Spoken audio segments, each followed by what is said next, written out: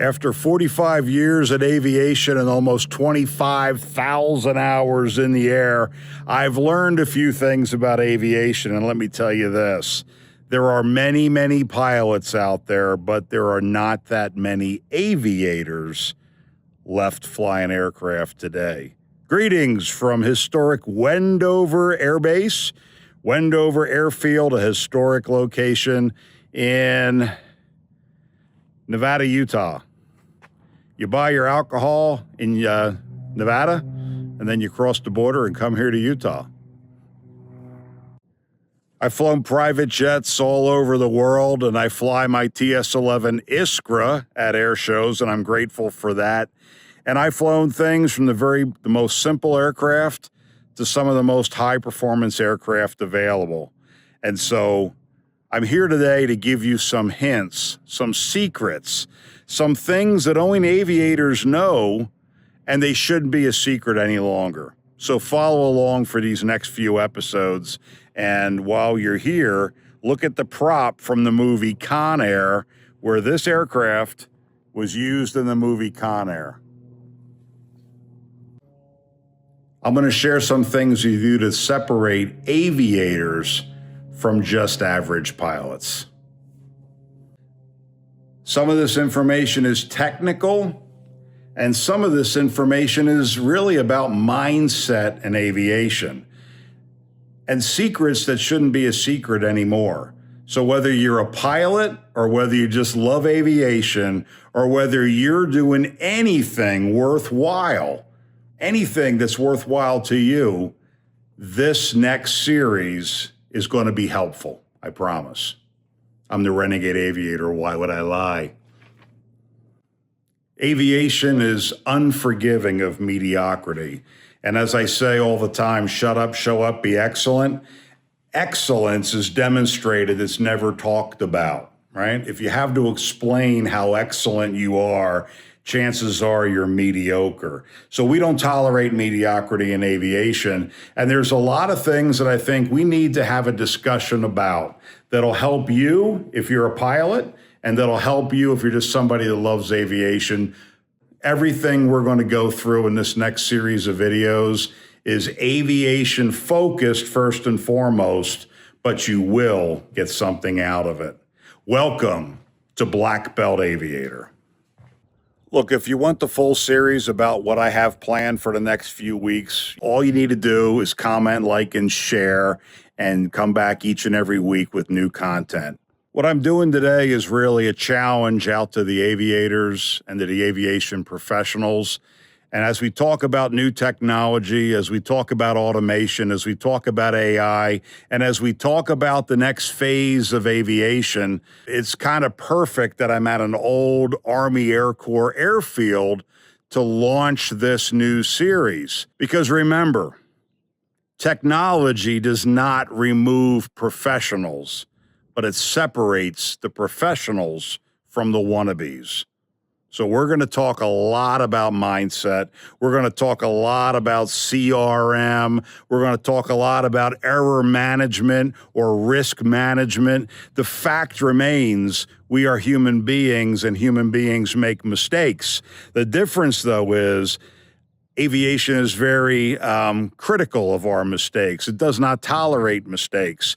And as we move towards an automated cockpit, far different from this aircraft behind me, we've launched into a new paradigm of the pilot in command relinquishing responsibility far too often under the excuse of automation, artificial intelligence, somebody else, my crew member, my chief pilot, my director of operations, the weather, I don't feel good, my mental health, all that bullshit. We're going to cut through the bullshit and just introduce you to how aviators think and give you that insight that you can use as a pilot, you can use as somebody driving a car, you can use in any facet of your life.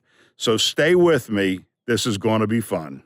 Today we have airplanes that can take off and land all by themselves. We have automation in the cockpit and weather services that do a lot of the tasks that aviators had to do all by themselves by hand or by memory or by referencing books and materials or by just using their own common sense.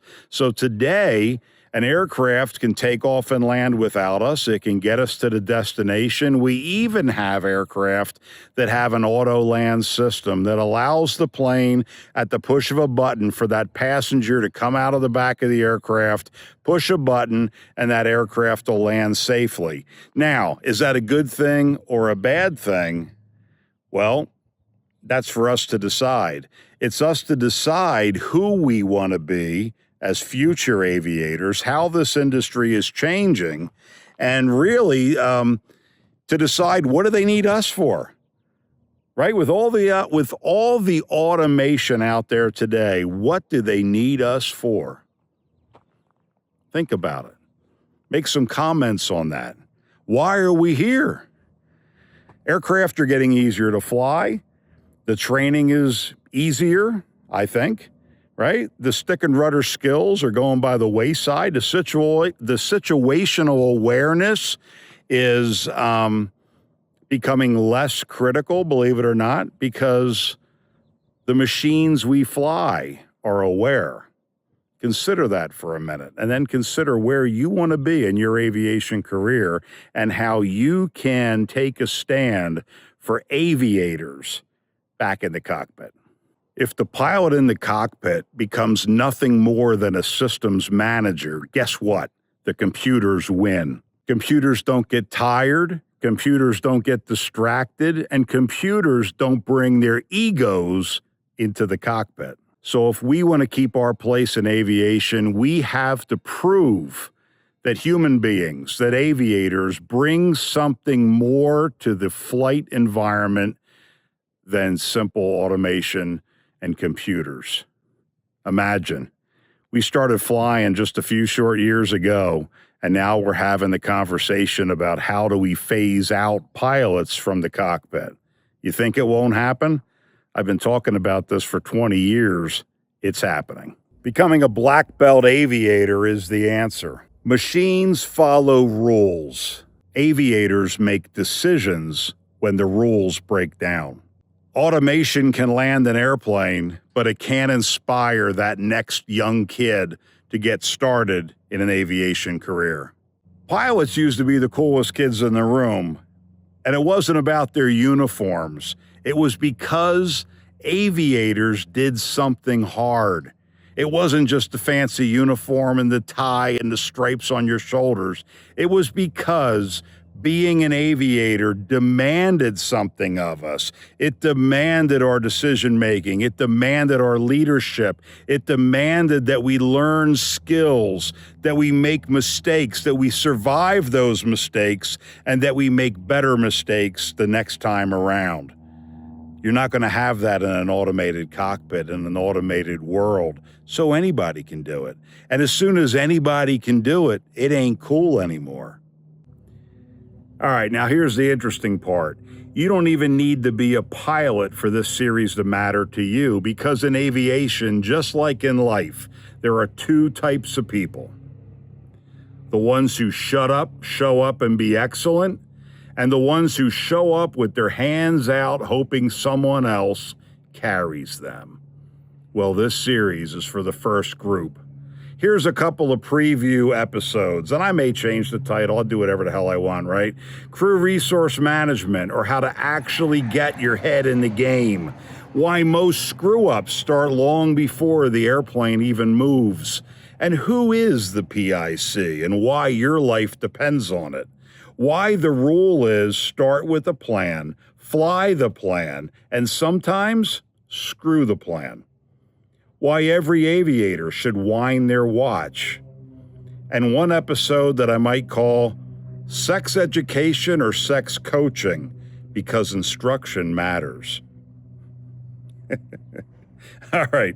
Some of this will be serious, some of this will be funny, and some of it definitely will offend a few of you. I could care less, because if it offends you, you're exactly the person that needs to hear this.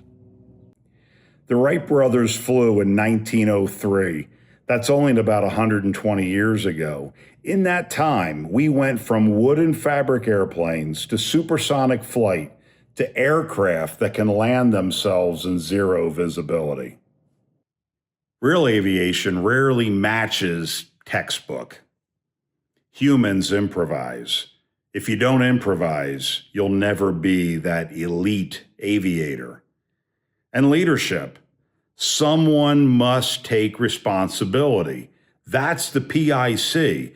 Make no mistake that the FAA is clear on this, that you or I, as the pilot in command, are 100% responsible for everything that goes on that flight. 100% responsible for the safe outcome. 100% responsible for the actions of our crew. We'll talk about CRM and single pilot resource management. Everybody that doesn't know crap about flying airplanes has all their opinions on how to manage the resources. And we call it fancy things. We'll get to this in the next episode, by the way, or maybe the one after that. How the hell do I know? I'm winging this, baby. This is live and in person, but there is a difference of the crew members on board that aircraft. Make no mistake, it ain't a democracy. The pilot in command owns every part of the flight, and we're going to teach you how to be a leader. The pilot in command does not need to treat all the crew members equally, and we're going to talk about that in a future episode. And sometimes the pilot in command has his head up his ass and needs to be corrected by his valued team members. Those team members may be in the cockpit or not. We need to be creative. When things go wrong, humans invent solutions. Try that with AI. Have you used ChatGPT lately? And passion, right? Machines don't give a rat's behind about the flight. They don't care. Aviators love it, and passion drives excellence. So we need to demonstrate that in the cockpit. We need to demonstrate that in our lives. We will screw up, make no mistake. But we're going to teach you in this program how to limit those mistakes, how to manage those mistakes, how to take a dangerous situation and manage the risk. This is why air shows matter. Air shows show people what human excellence looks like. They inspire the next generation of aviators. Look at this cockpit behind me. There's not much in there anymore, is there? This is a movie prop, like I said earlier. So it's a movie prop. There's not much in there, much like the future of aviation. You know, there's going to be a green button to start and fly, and there's going to be a red button to land. So this may not be too much of a joke in the years to come. But technology will, like it or not, and it's a good thing, technology will continue to improve aviation safety. We want that. But if aviators want to stay relevant, we have to raise our standards right along with it. The airplane will happily assist us in killing ourselves. So let's make sure we're in command of our aircraft. The future of aviation belongs to Blackbelt aviators because so far, gravity remains undefeated in aviation. No matter what you do, the aircraft will always return to the ground. Do you think that pilots are going to disappear from the cockpit? I want to hear from you. And what skills should future aviators master? And a real simple question. Should aircraft eventually fly themselves? We're doing it in the military, man. Look, we're bombing countries with drones. So don't tell me, don't go in the comments and tell me, oh, Dave, you know, I'm with the Airline Pilots Union and we're never going to replace highly paid $500,000 a year captains. Think again. It's going away. So put these, I'm asking these questions so you can respond on YouTube. Find me on YouTube, find me on Facebook, find me on Twitter, wherever the hell we post these videos. Comment, like, and share, and add your opinion, because I'll address that opinion in future episodes. Automation should make aviation safer, but not make aviators irrelevant. That's key. Technology will keep advancing. The question is, will aviators advance with it or be replaced by it? That's a decision you and I need to make. Let me take this opportunity to just give tribute to an old crew member of ours. Took some photos of us and hung around when we were just starting out in the airshow world. And his name is Eric Whitler. And this bench here, the horse's head, and we turn it around and you'll see there's Eric and his dog, man. He was a good friend of ours, and we spent a lot of good times together. So from historic Wendover Airfield and from the memorial bench for my friend Eric, this is David Costa.